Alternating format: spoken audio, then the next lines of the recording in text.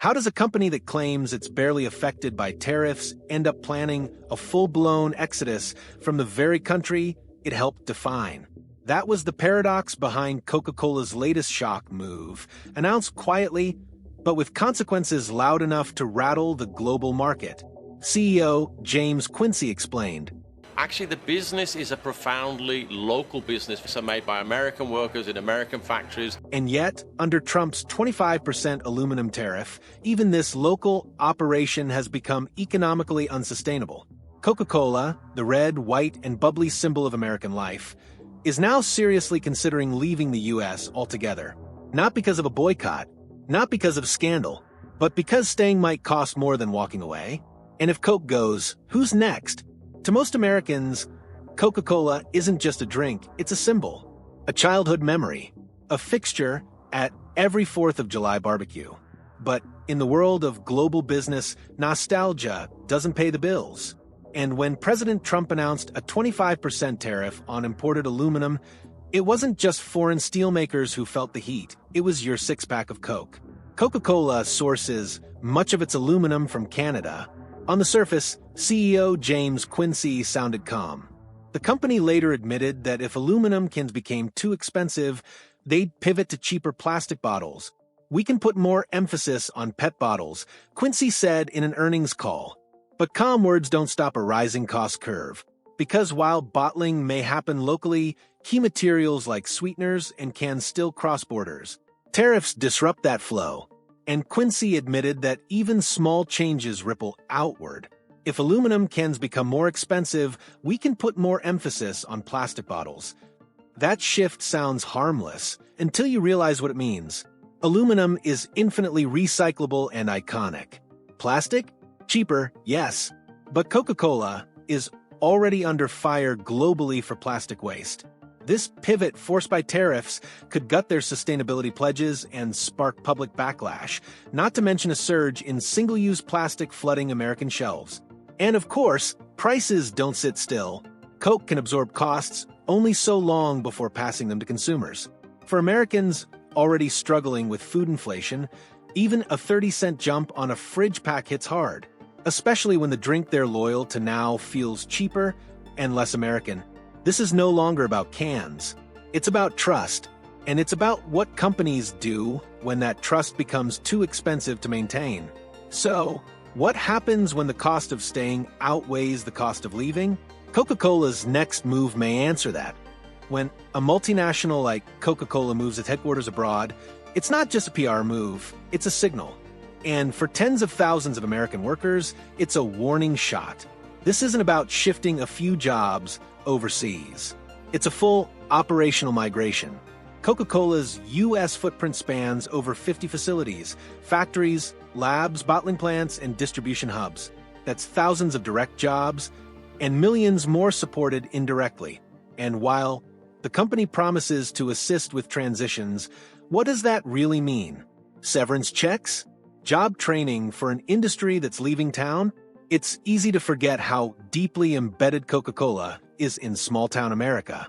In places like Columbus, Georgia, or Stockton, California, a local Coke plant doesn't just offer employment, it props up entire communities.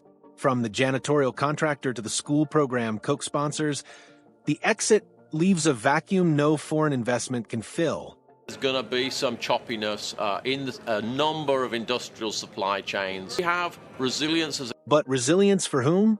Because for the workers on the line, it doesn't feel like resilience. It feels like betrayal. Many of them have spent decades at the company, trusting in its stability. Now, they face a harsh reality. The very tariff meant to protect American jobs is pushing one of the most iconic American employers out the door. And there's more. Vendors, local suppliers, truckers, small marketing firms, they don't relocate with Coca-Cola. They vanish. The collapse ripples beyond the paycheck. It hits school budgets, housing markets, and main street diners that once served Coke workers during lunch breaks. So, if the front line's already breaking, what happens when the supply chain starts snapping? That's where we go next. Coca-Cola's supply chain isn't just big, it's global, intricate, and deeply interwoven with American infrastructure. But tariffs act like blunt force trauma to systems built on precision. A can of Coke may seem simple, but it passes through dozens of steps and hands before landing in a fridge. Sweeteners from Latin America, aluminum from Canada, bottling machines from Germany, labels from domestic printers. Every link is calibrated for speed and cost. Now imagine slapping a 25% surcharge on one link, and then another on a retaliatory basis. That's what's happening. So tariffs don't affect Coke that directly. It's probably the biggest impact might be a cost in packaging. But might has already turned into must for many suppliers. Smaller vendors can't absorb these costs. They're passing them along or shutting down. And as costs rise, efficiency falls. What used to be a seamless handoff between factories, bottlers, and shippers now turns into a maze of delays, substitutions, and emergency fixes. The irony? Trump's tariffs were supposed to revive U.S. manufacturing. But the friction they created is pushing manufacturing out, not pulling it in. Even Coca-Cola, a company with hedging strategies, global sourcing options, and decades of logistics mastery, is waving the white flag. Because a just-in-time system doesn't survive in a just-in-case world. The result? Product shortages in some markets, overstocks in others, inconsistent packaging, declining shelf appeal, and the American consumer pays the price twice, once in lost jobs and again at checkout. If Coca-Cola, with all its global might, can't stabilize under U.S. policy, what chance do smaller brands have? And how long until they follow? At first, Coca-Cola didn't say the word, but behind closed doors, executives had already begun exploring something radical, a full relocation of its corporate headquarters. Europe emerged as the favored destination. Germany, the Netherlands, and Switzerland, countries with stable trade policies, favorable tax regimes, and robust logistics infrastructure, were suddenly in play. To an outsider, it may seem extreme, but to global companies, relocating is no longer an act of betrayal. It's a survival strategy. We believe that there's lots going on, some pluses and some minuses. We've got a great strategy. That strategy, however, no longer includes relying on a country where trade rules can shift with a single tweet. By leaving the U.S., Coca-Cola insulates itself from future tariff wars.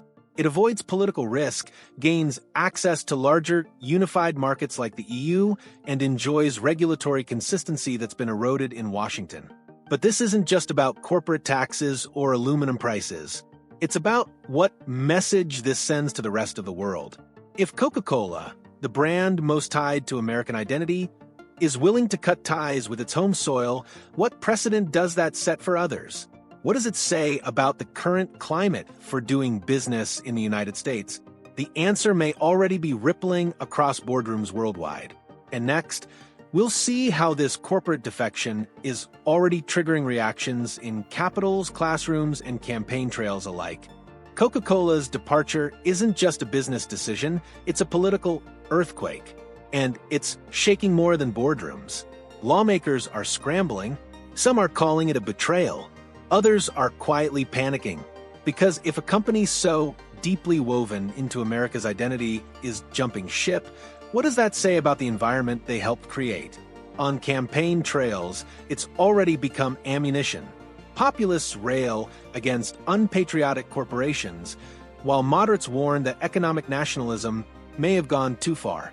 Town halls, once filled with talk of job creation, are now filled with anxious workers asking if their town is next. In universities, Coca-Cola's exit has triggered budget reviews. Dozens of scholarships, research grants, and sponsorships were Coke-funded. That money is now likely to flow to institutions in Zurich or Amsterdam. And then there's the cultural toll. Coca-Cola was never just a brand. It was on every billboard, every ballpark scoreboard. It sponsored parades, music festivals, even textbooks. Pulling that funding doesn't just shrink a company's footprint. It reshapes how Americans grow up.